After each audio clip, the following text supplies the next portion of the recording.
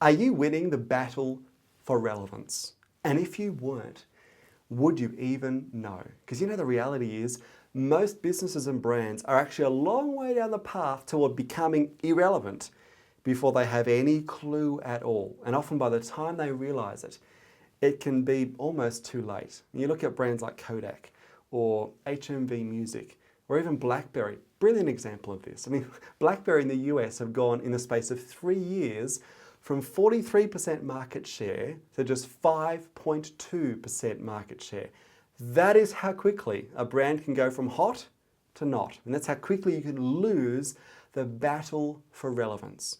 And right now, in multiple industries across the board, there is a perfect storm of technological, social, demographic changes, which mean the future in business is going to be very different to the past. Business as usual simply is not going to cut it. And the challenge right now facing leaders and brands and organizations is how do you, in the face of all these changes, all this disruption, how do you reinvent yourself, the way you do things, what you do, in order to stay ahead of the curve, but also ahead of the competition? I've spent really the last 9 years tracking some of the dominant trends affecting and shaping business and society at large. And what I look to do in this presentation called Winning the Battle for Relevance is to draw on that experience to give audience members some powerful insights into the key trends that are going to affect their particular industry or business in the coming few years. But this presentation isn't just about future trends. It's really more focused on bearing those shifts and trends in mind. How do you navigate those in order to emerge from a time of change and disruption stronger and more relevant than ever? Because plenty of brands have done just that. You look at IBM in the 90s, for instance, or you look at Harley Davidson, or even consider, for instance, Lego. Lego are the perfect example of a brand that, 80-year-old company that went from making plastic blocks and play sets to embracing online gaming technologies and now even smartphone apps.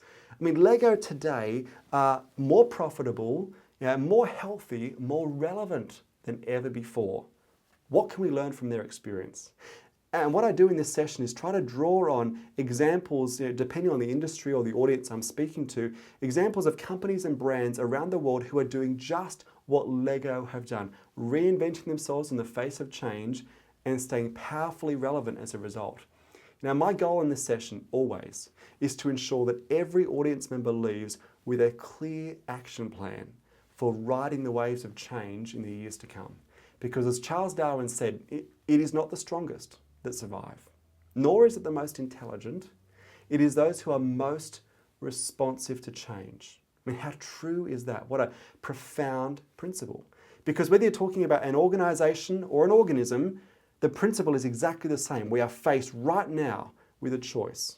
With all the change and disruption ahead of us in business, the choice is this: will you evolve or will you face extinction? Now, I don't know about you, but I think the first option is a far smarter one.